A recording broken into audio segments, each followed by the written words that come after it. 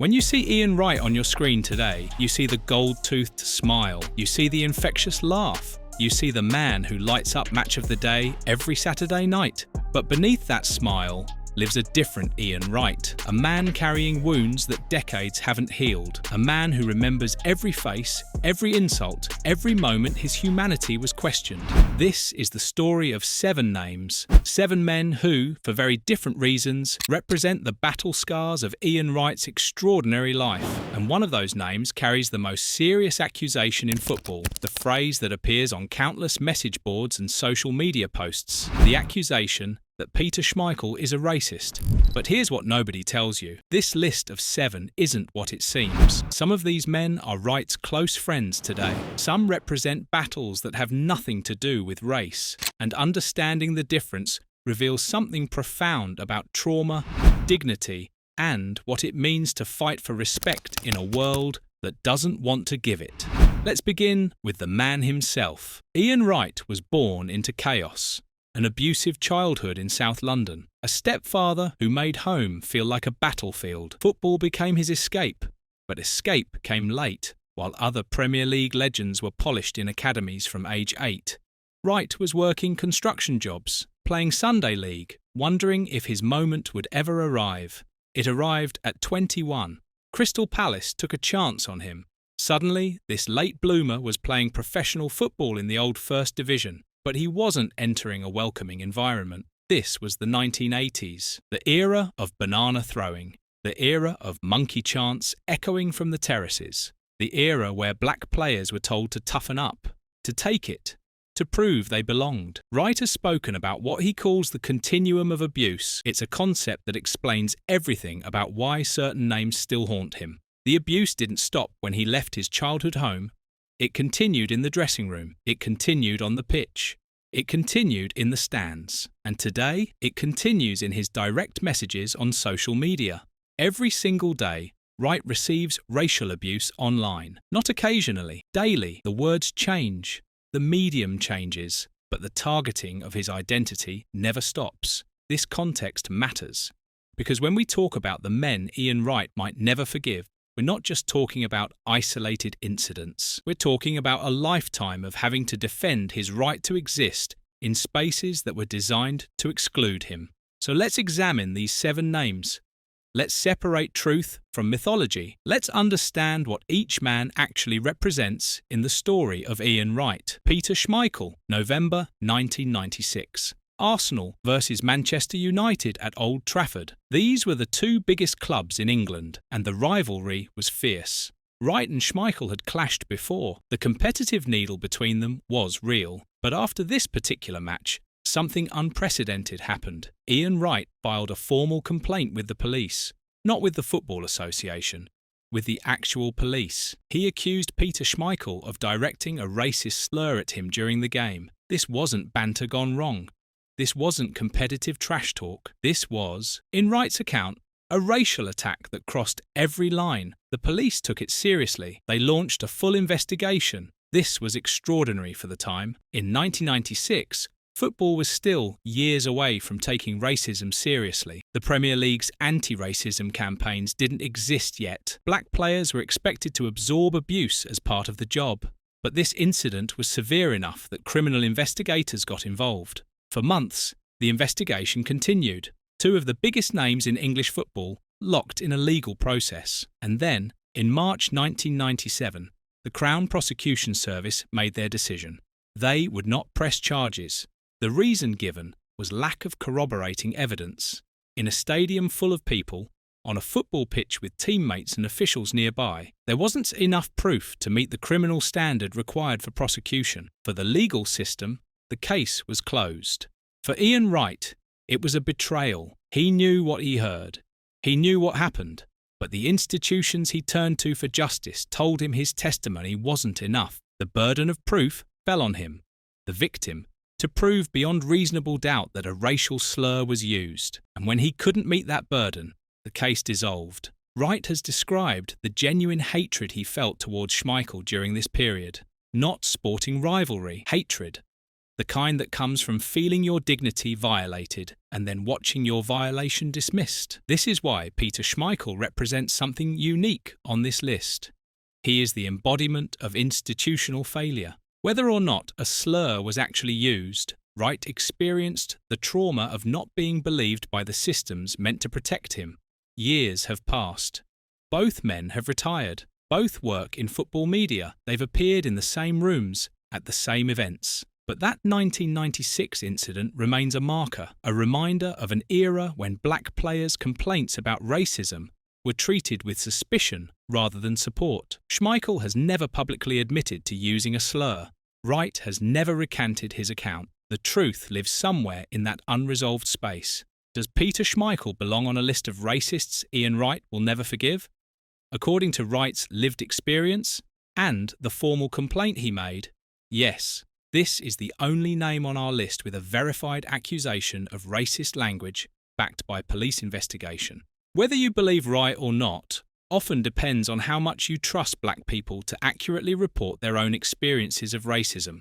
Now let's talk about Stan Collymore. This entry is complicated because the racism here runs in a different direction. Collymore didn't use a racial slur against Wright. Instead, he used a racially charged term to attack Wright's character. He called Ian Wright an Uncle Tom. If you're not familiar with the term, Uncle Tom comes from American slavery history. It refers to a black person accused of being subservient to white people, of betraying their own community for personal gain. It's one of the most cutting insults you can level at a black person. And Stan Collymore aimed it directly at Ian Wright on Twitter. Why? Because Collymore believes that British media only allows certain types of black pundits to succeed. Specifically, he argues, they want the comedian, the entertainer, the one with the big smile who everyone loves. Collymore explicitly named Ian Wright and Chris Kamara as examples of this archetype. Black men who, in his view, succeed because they're safe, because they don't challenge, because they make white audiences comfortable. Collymore contrasts this with himself.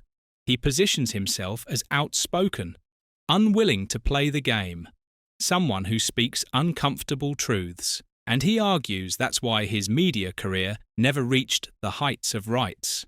Not because of talent or presentation skills, but because the white establishment doesn't want black men who challenge them. Here's where it gets messy. Collymore isn't entirely wrong about media bias. There is a documented double standard. Roy Keane can be abrasive and controversial, and he's celebrated as authentic. Stan Collymore tries the same approach and he's labelled difficult. That's real. That's a conversation worth having. But calling Ian Wright and Uncle Tom crosses a line. It takes a legitimate critique of systemic racism and turns it into a personal attack on another black man's character. It suggests that Wright's success is illegitimate, that his smile is a performance of submission rather than genuine personality, that he's betrayed his community by being successful. For Ian Wright, this must have been excruciating. He spent his childhood being abused. He spent his playing career being racially targeted. He's built a successful media career through talent, charm, and decades of work. And now a fellow black man, someone who should understand the struggle, is telling him his success is built on selling out. This is what makes the Collymore situation potentially unforgivable for Wright. It's not white racism. It's the fracturing of black solidarity.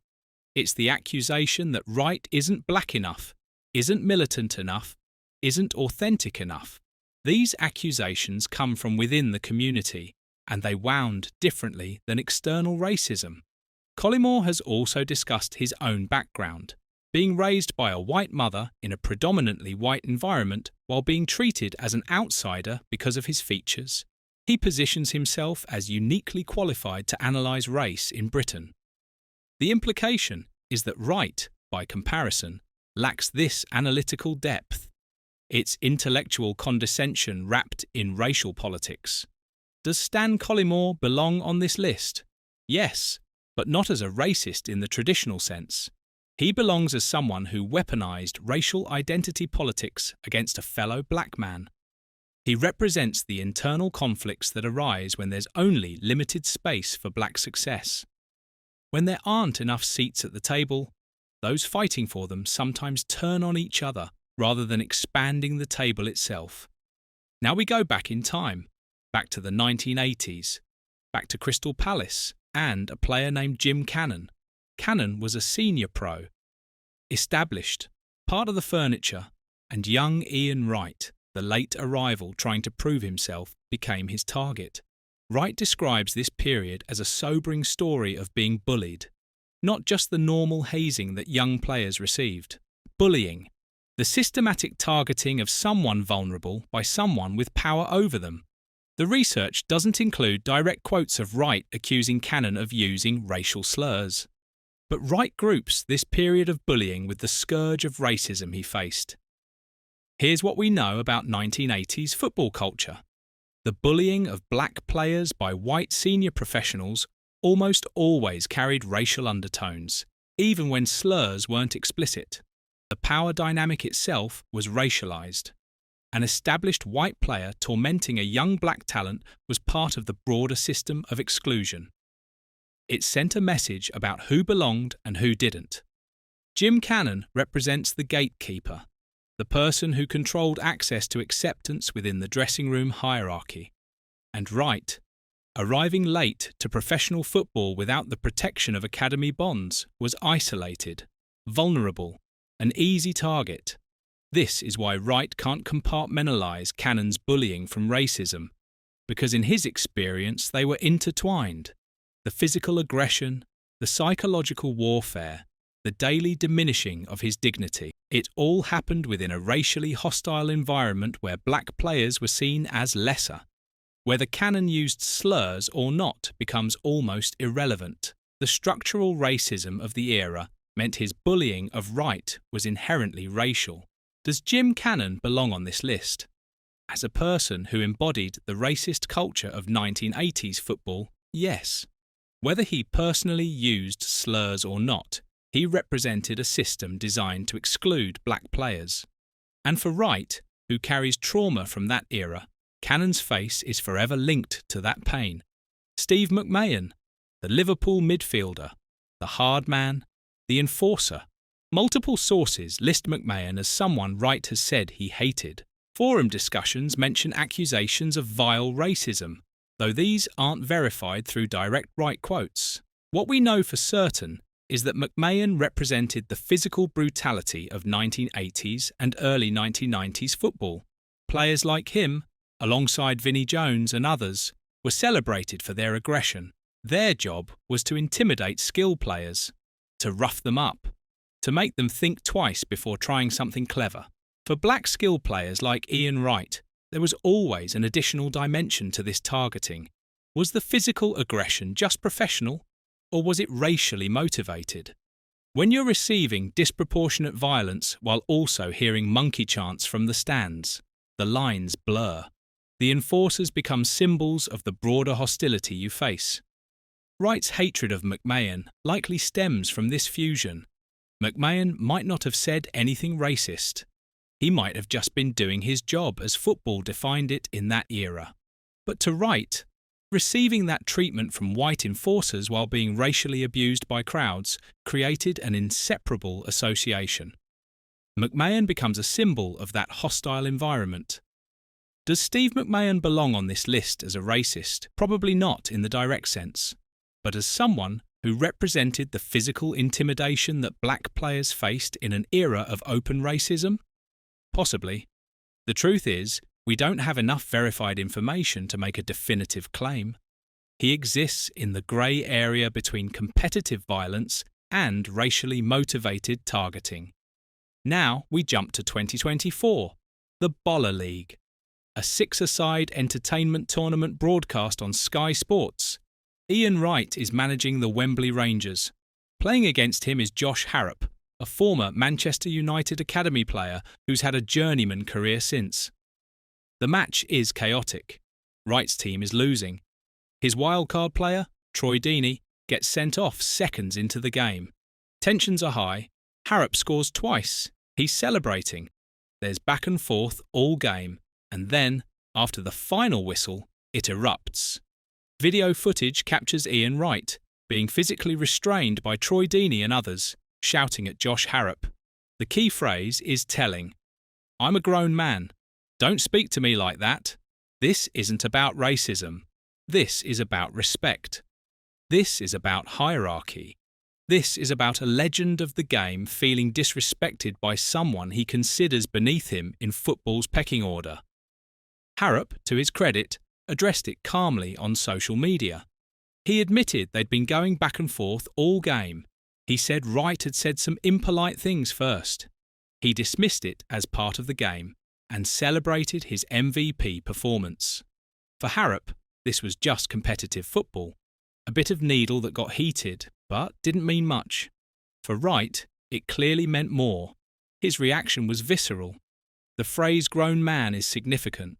It's a demand for the respect he feels he's earned through decades in the game. It's a rejection of casual disrespect from younger players who, in his view, haven't paid the dues he paid. But here's the crucial context. For Ian Wright, disrespect is never just disrespect.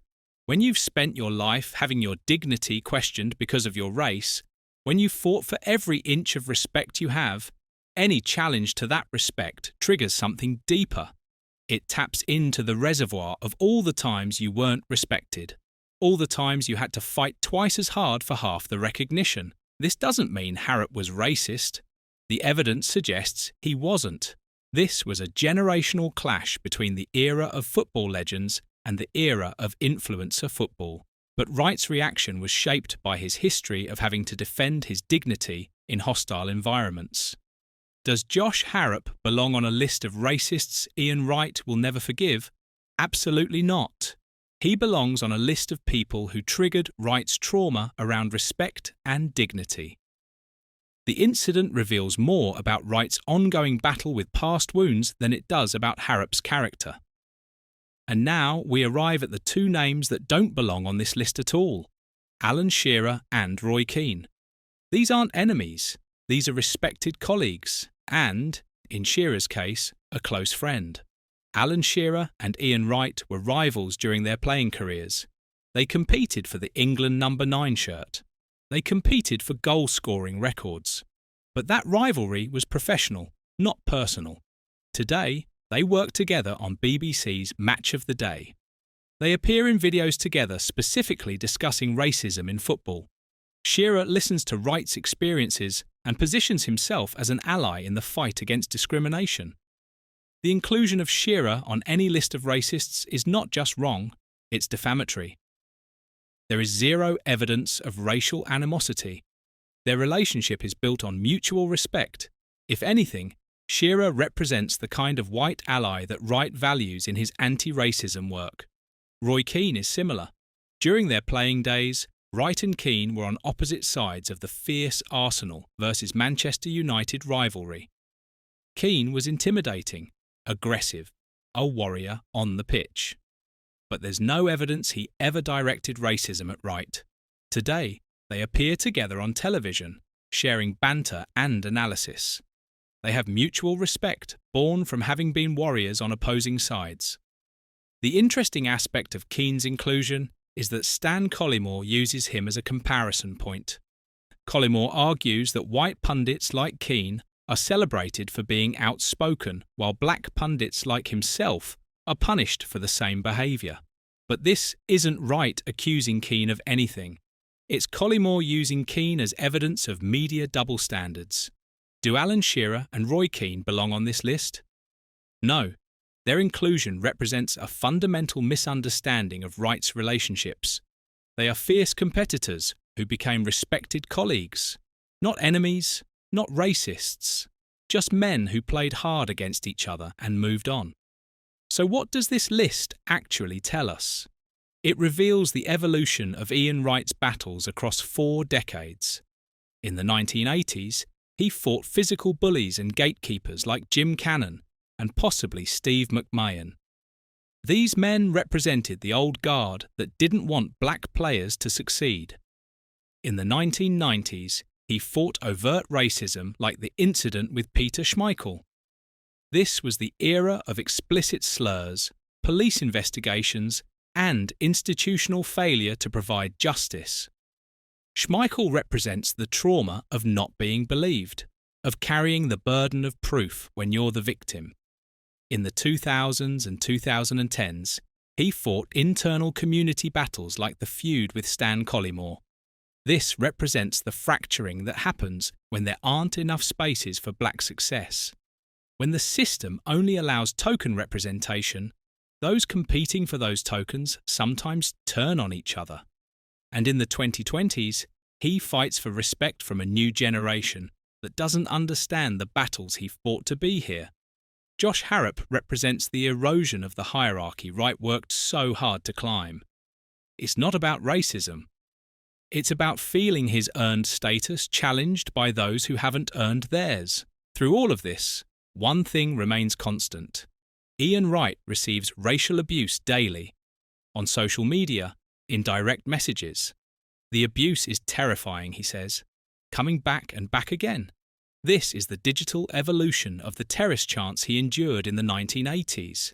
The medium changed, but the hatred didn't. This is why Wright's threshold for forgiveness is so low. He's still actively being attacked. The wounds aren't historical, they're contemporary. Every day brings fresh reminders that some people still see his race before they see his humanity. Wright now works as a prominent face in anti-racism campaigns. He fronts the Premier League's No Room for Racism initiative. This means he's constantly asked to relive his trauma for educational purposes, to smile through the pain, to be the voice explaining why racism is bad to people who should already know. Imagine having to perform that emotional labour daily while also receiving racist abuse in your inbox. Imagine being celebrated as a national treasure while simultaneously being called slurs by strangers. This is the dual consciousness of Ian Wright. The smiling pundit and the traumatised survivor occupy the same body. So when we ask which of these 7 men Ian Wright might never forgive, we have to understand what forgiveness means. Peter Schmeichel denied him justice through institutional failure. That's not something you easily forgive. Stan Collymore attacked his identity and questioned his authenticity as a black man. That betrayal from within cuts deeper than external racism. Jim Cannon, and possibly Steve McMahon, embodied the bullying, violent culture of 1980s football that tried to exclude him. They represent foundational trauma. Josh Harrop bruised his ego, but didn't attack his identity. That's forgivable, even if Wright's reaction was intense. Alan Shearer and Roy Keane don't belong on the list at all. They're allies and respected peers, not enemies. But here's the deeper truth. Ian Wright's inability to forgive isn't about holding grudges. It's about self-protection. When you've spent your whole life fighting for dignity, you can't afford to forgive those who tried to take it from you. Forgiveness requires feeling safe. When you're receiving racial abuse daily, you never feel completely safe. Wright has forgiven some people. He publicly forgave a teenager who sent him racist messages, viewing him as naive and educable. He's capable of forgiveness when he sees genuine remorse and potential for growth. But for those who represented systemic failures, institutional betrayals, and attacks on his identity from people who should have been allies, forgiveness isn't simple. The phrase "I will never forgive" is often less about eternal hatred and more about refusing to forget, about maintaining boundaries, about saying this person hurt me in a way that changed who I am, and I won't pretend it didn't happen just to make everyone comfortable. Wright's story isn't unique. It's the story of every black player who came through British football in the 1980s and 1990s. It's the story of Cyril Regis, Viv Anderson, John Barnes, and countless others who absorbed abuse as the price of playing the game they loved. What makes Wright's story notable is his willingness to speak about it, to name names, to refuse to let the past be sanitized into a feel-good narrative of progress. Yes, football has improved. The Premier League has anti-racism campaigns. Players take the knee. Racist incidents are taken more seriously. But Wright's daily social media abuse proves the work isn't finished. The hatred went underground, moved online, became anonymous. But it didn't disappear, So what can we learn from the 7 names that haunt Ian Wright? We learn that racism isn't monolithic. We also learn that trauma doesn't heal on a schedule. It's been decades since some of these incidents. Wright is successful, celebrated, wealthy, respected, but success doesn't erase trauma. The brain remembers the threats it faced, the body remembers the fear, and when new situations trigger old memories, the reaction can be disproportionate to the present moment because it's responding to accumulated pain. The question isn't really whether Ian Wright should forgive these men. The question is whether we, as a society, have done enough to deserve his forgiveness. Have we built a football culture where black players no longer face daily abuse? Have we created institutions that believe victims when they report racism? Have we expanded opportunities for black excellence so people like Stan Collymore don't feel like they have to tear down Ian Wright to make space for themselves?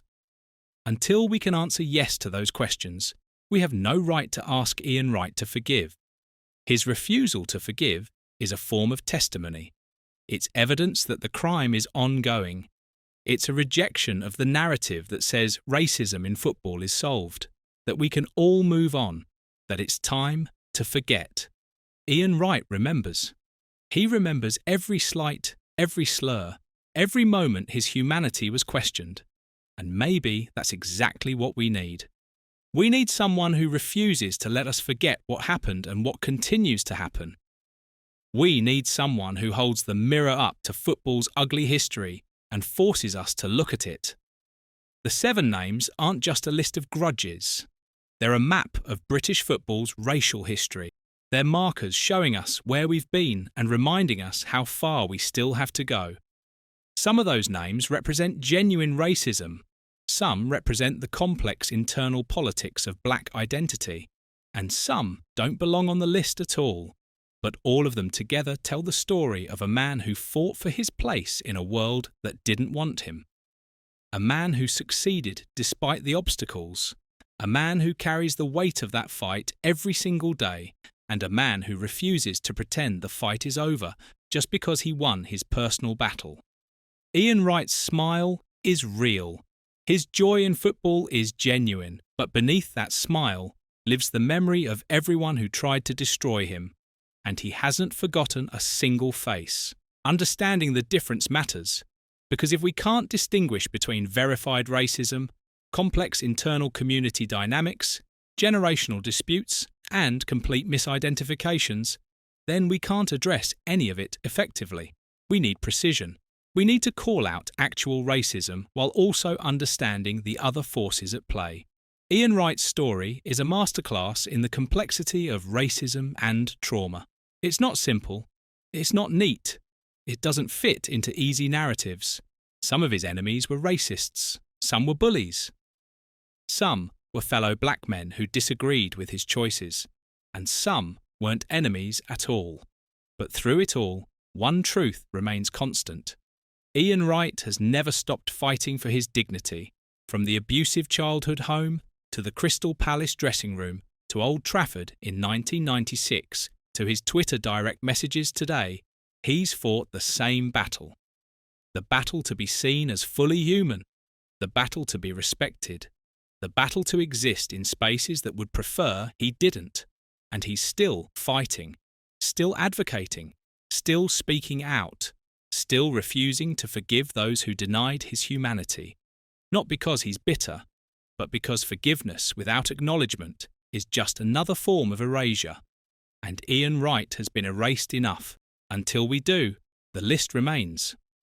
The names remain. The wounds remain. And Ian Wright continues to smile through the pain, because that's what survivors do. They keep going. They keep fighting. They keep refusing to let the bastards grind them down. But they never forget the names of those who tried. There's something else we need to understand about Ian Wright's journey. Something that makes his story even more remarkable. He didn't just survive the racism and bullying. He didn't just become successful despite it. He transformed his pain into purpose. He became the voice for those who couldn't speak. He became the father figure in football media for a new generation of black players who face their own battles. When young black footballers receive racist abuse today, they know Ian Wright will speak up for them. When Marcus Rashford faced vile attacks after missing a penalty, Wright was there. When Bukayo Saka was targeted, Wright was there. He uses his platform not to settle old scores, but to protect others from experiencing what he experienced. This is what makes his refusal to forgive certain individuals so powerful. It's not about personal vengeance. It's about maintaining moral clarity. It's about saying some things are unforgivable, not because he's incapable of moving on, but because forgiveness without accountability enables the same behaviour to continue. The smile you see on Match of the Day is genuine, but it exists alongside the pain. Both can be true. Ian Wright can be joyful and traumatised, successful and wounded, a national treasure and a man still fighting daily battles. That complexity is what makes him human. That refusal to perform complete healing for our comfort is what makes him honest, and maybe that's the final lesson. We don't get to decide when someone's trauma is supposed to end. We don't get to tell Ian Wright it's time to forgive. His timeline is his own. His boundaries are his own. His list of unforgiven names is his own. All we can do is listen, learn, and do better.